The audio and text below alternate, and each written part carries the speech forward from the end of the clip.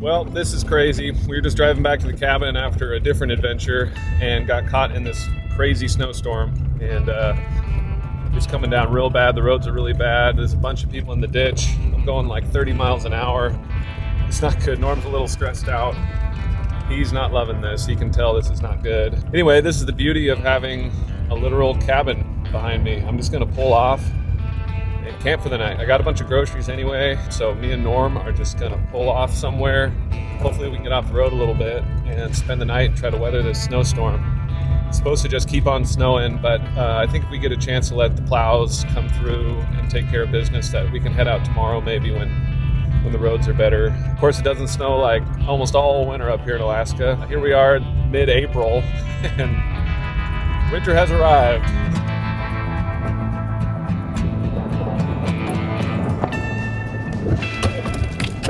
Oh, bridge. Oh, this is so sketchy.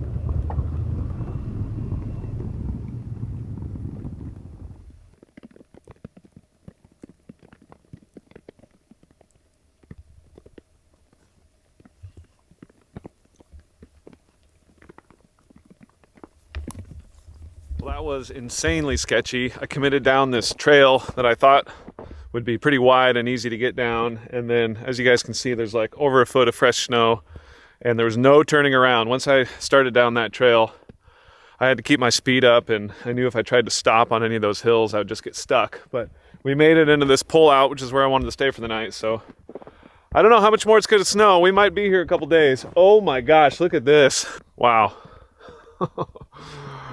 This is the first time I've taken this camper out in a serious snowstorm like this. And I gotta say, there's definitely some considerations with how much weather gets back here. But anyway, guys, I'm gonna start getting set up.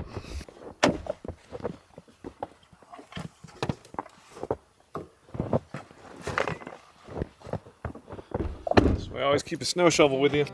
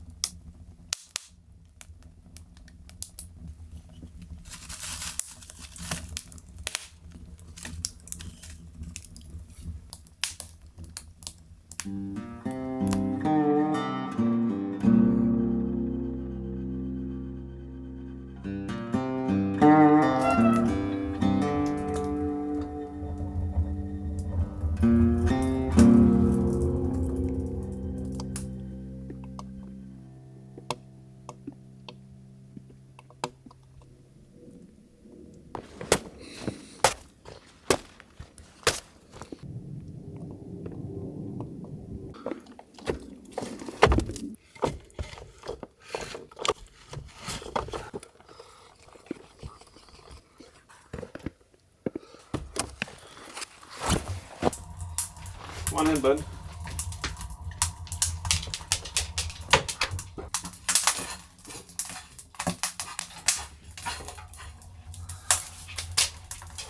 Okay. Hey, buddy. Fire's going. I got the lights on, and we're just gonna ride this thing out. Huh, bud? We're gonna do good. We got at least 2 days of dog food. I always bring extra.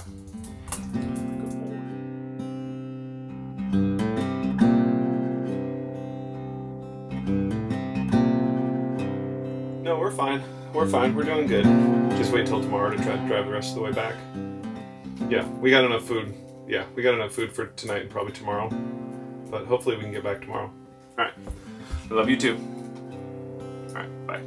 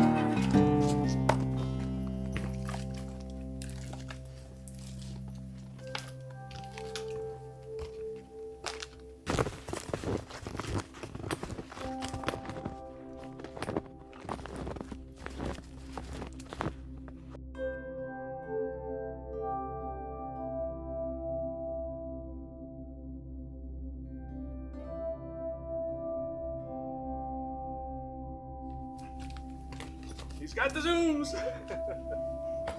Careful, buddy. There's a lot of sticks.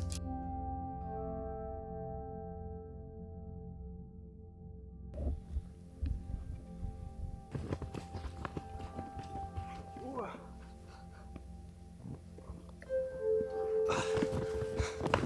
No fair. I can't run in snowshoes.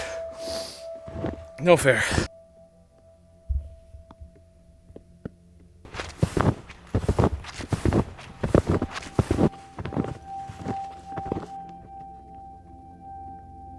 Tell you what, coming back to a camper with the wood stove going in this kind of weather, in this kind of area, pretty awesome.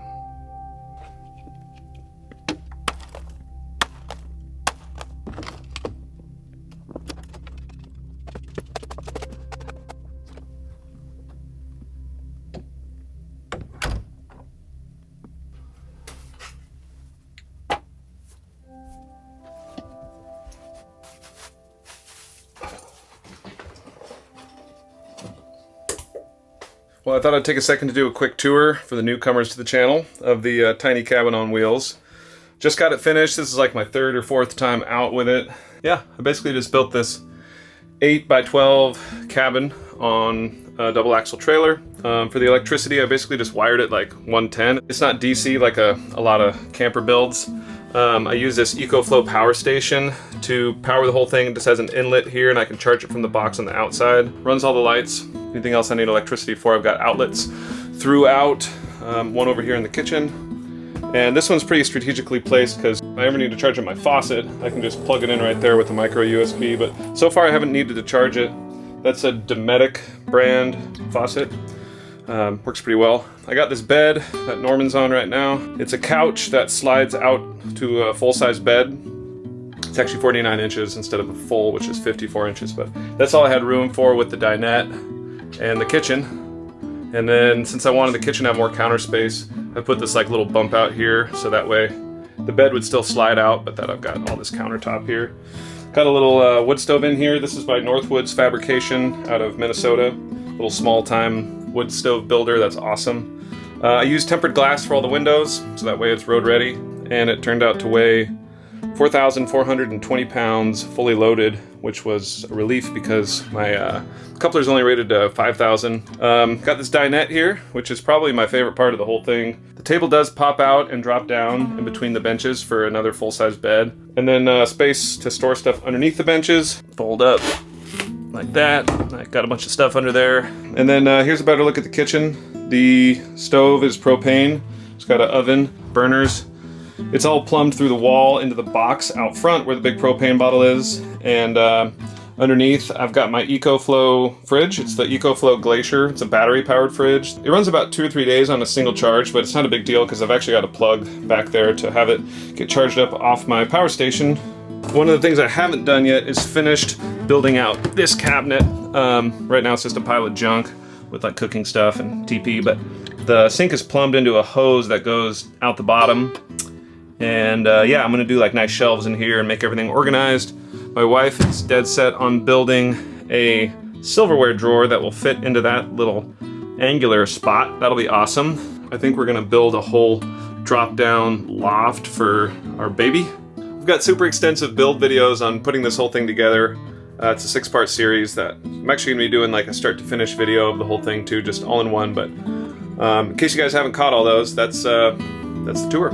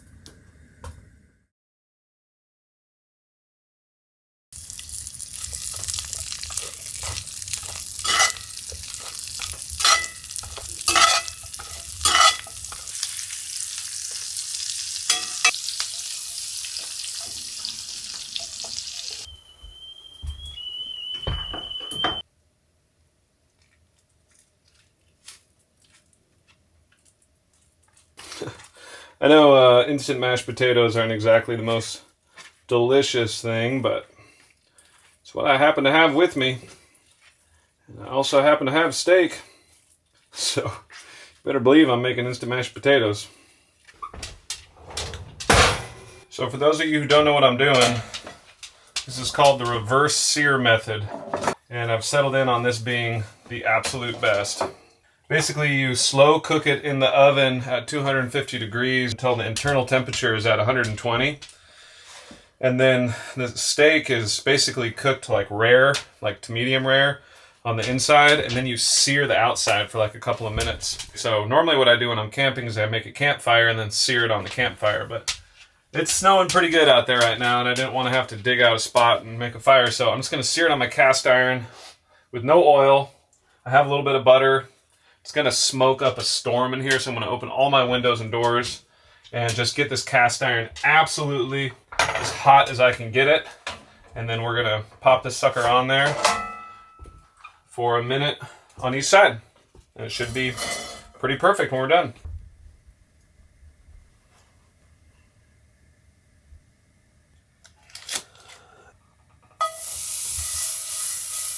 That'll cool the pan down a little bit, so kind of want to wait for this to warm back up.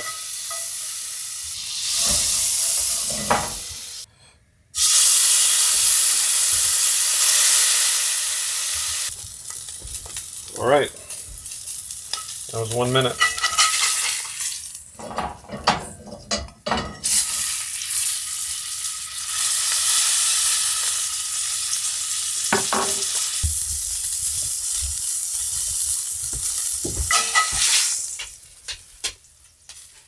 Look at that.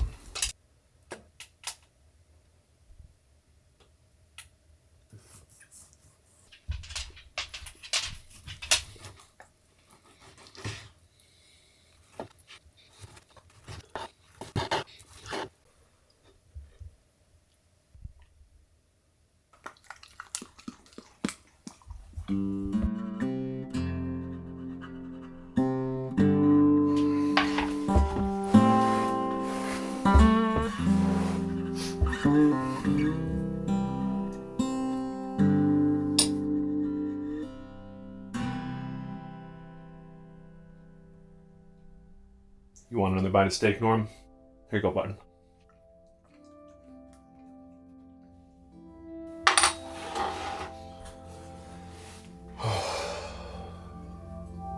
It's still snowing. Still snowing pretty good, actually.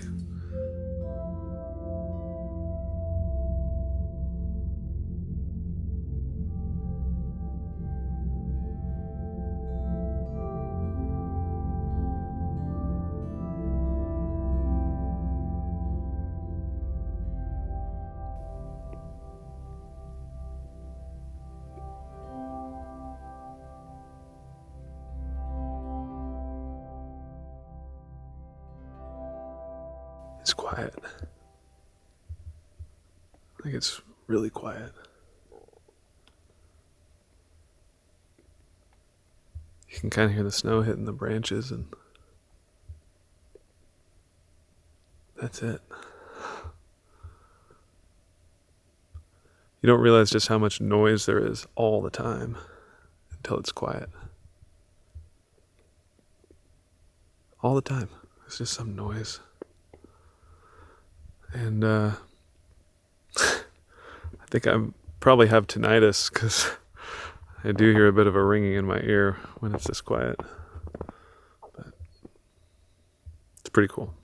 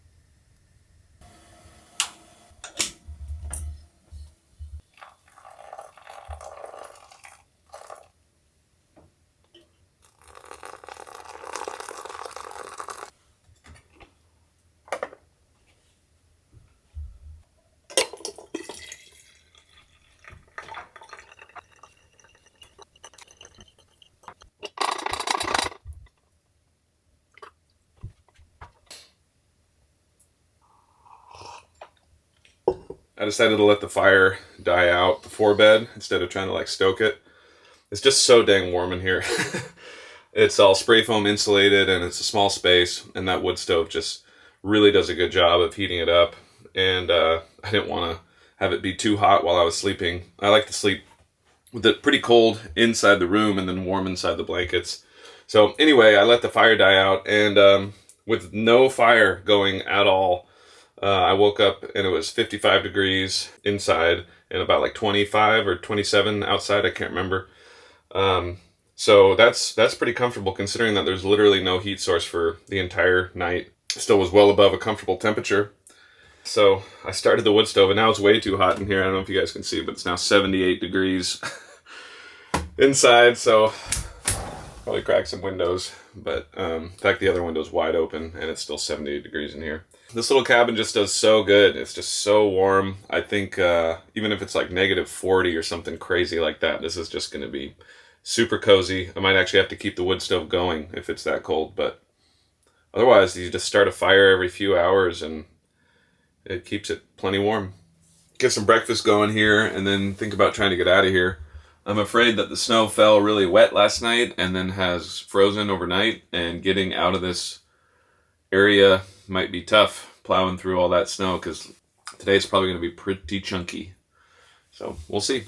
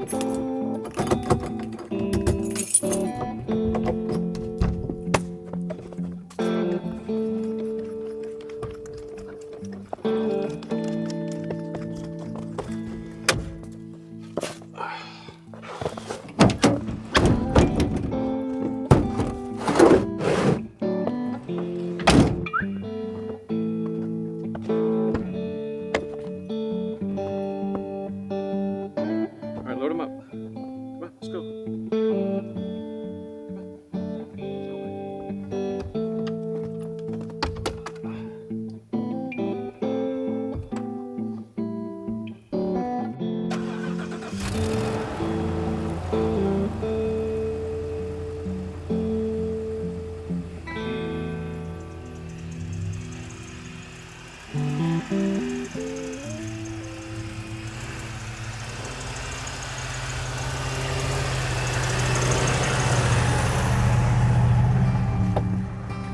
Well, I managed to pick my way back to the highway without too much of a problem, and once I was there it was smooth sailing. The plows had come through and most of the snow had melted off the road already, so I was glad that I had pulled over and spent the night where I did. Not only did it feel like the safest choice for the night, it definitely felt like the funnest choice for the night. Being stranded in a cabin that you built on the side of the road in Alaska in a snowstorm, I really can't pretend like I was bummed out about that. Anyway, I just want to say thanks for everyone who's still watching. Whether this is your first video or your return viewer, it really means a lot to me that you guys have sat through this whole thing, and I just want to say how much I appreciate you. I'll see y'all on the next episode of Alaska Cabin Adventures.